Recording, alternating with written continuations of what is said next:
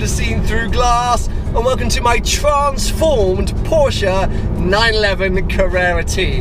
Hopefully you would have seen that last week I announced that this is the car I'm going to be using for the majority of Drive the World next year. And whilst when I collected it, it was in a stunning GT Silver spec, I always had an idea in my head of how I wanted to transform it, and thanks to the incredible guys at Yiannimize, that transformation has now taken place. So let me pull over and talk you through everything we've done.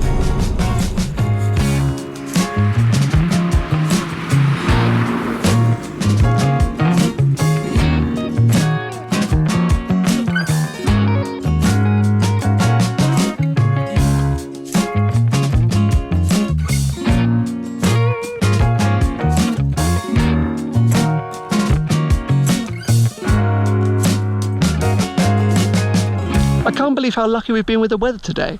But anyway, here you go. Here is the car in all its glory, and I'm so happy with the way this thing turned out because my inspiration actually came from a vintage 1969 911T which I found on Instagram. The owner goes by Frisco 911, and unbelievably he is doing his own world tour with his car at the moment, so you can probably understand why I was so inspired by his car's look.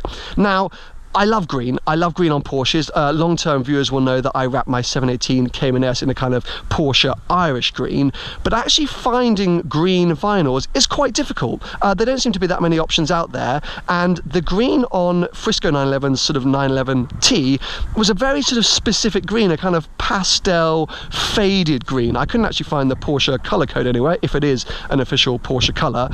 So I challenged Bert at Yiannimize to go out and try and match it as closely as possible, and this is why I have to give him a huge thank you, because I think he's absolutely nailed it. This is actually two vinyls merged together. The base vinyl supplied by Hexis is actually a matte military green, so the base colour it's got a matte finish to it. On top of that is Hexis, the gloss laminate that Hexis produce. So it's two Hexis vinyls glued together, which produce this kind of like flat paint finish, or almost a satin finish. It's not too dissimilar to the colour I had on my McLaren 540C. Why did I say that weirdly? Anyway, but I think it is so close to the colour on the old 1969 911T, which was the inspiration for the modifications to this car. Now, in addition to that, we have the side stripe. Now, I fully admit that the white is quite bright. Some of you won't like the orange. I love the orange. There really aren't any other orange details on the car, but for some reason I just think it works, and again, inspiration came from the vintage 911. Now, when I first collected the car from the guys at Yiannimize, they tried to sort of carry the stripe on around the front and rear bumpers like the old car, but it just didn't work in my opinion. You can go over, check out Yiannimize's channel, see the whole wrapping process of this car, and you'll see what I mean.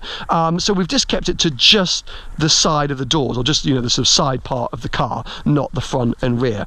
I'm really happy with the way it turned out. It might be controversial, but I think it just breaks up and makes sort of, you know, I think it adds to the car. Anyway, moving on, two major parts that we need to discuss. Firstly, the roof box, I think, comes as no surprise to any of you. When I collected the car, I already had the roof rails on, mentioned that I'd have the roof box going up there, so happy with that. But let's talk about the rally lights. Now, the minute I decided that I'd be getting a 911 for this trip, I knew I wanted to put rally lights on the front. How I was going to do it, I'm not really sure, so once again, bravo the team at Yiannimize. But I'm so happy with the way it's turned out. I just think it transforms the car.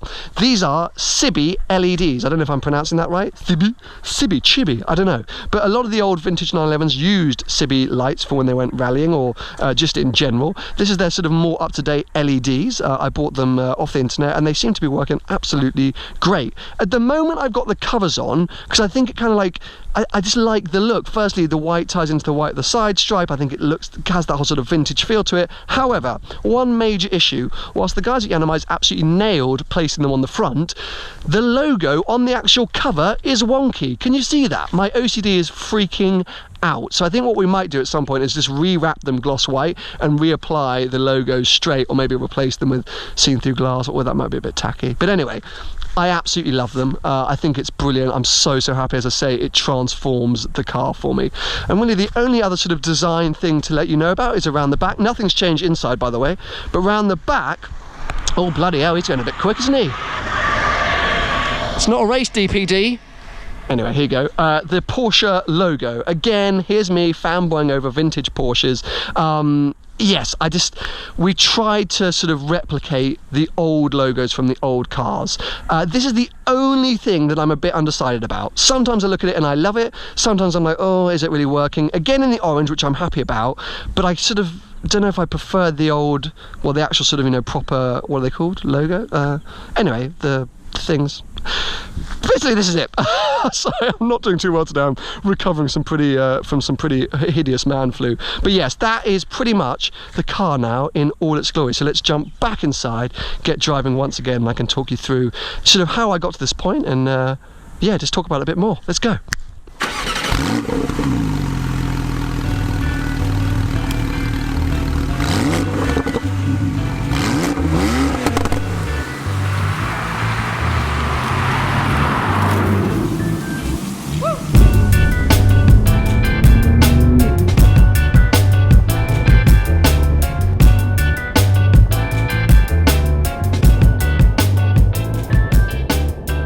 Some of you might be thinking, Sam, instead of just trying to sort of reimagine or replicate a vintage 911 on a modern car, why don't you just take a classic 911 on Drive the World?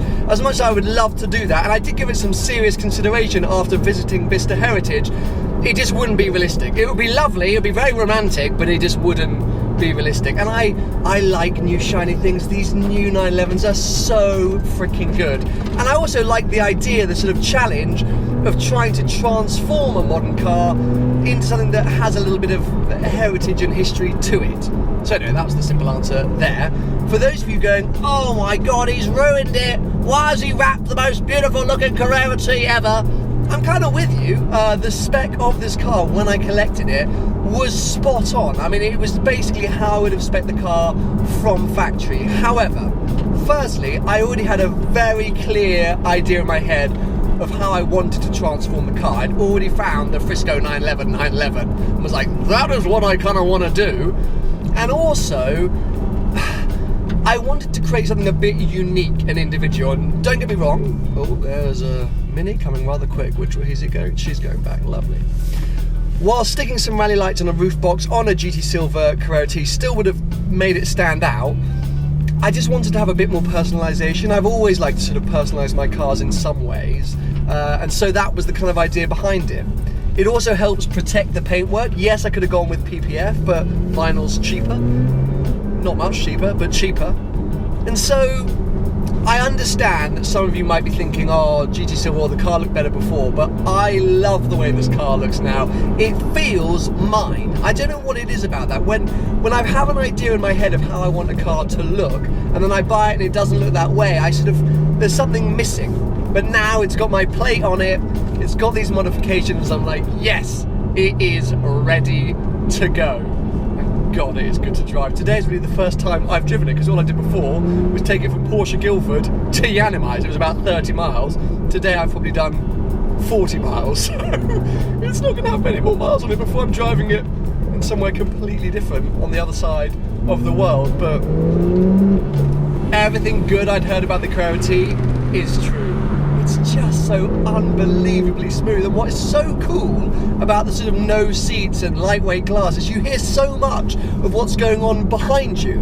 It might make vlogging on the motorway a little bit difficult because it does get a bit noisy in here, but when you're on roads like this, you hear the sort of stones rattling around underneath you, the exhaust is loud behind you, and it gives it a proper sense of occasion. Also, if it's safe to do so, I'll pull over. I wonder whether the GoPro will pick this up. You can actually hear the valves opening and closing. Listen.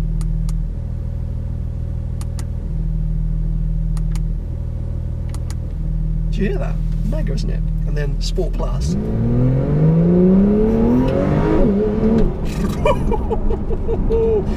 I mean, and for a turbocharged engine, it sounds good, I think.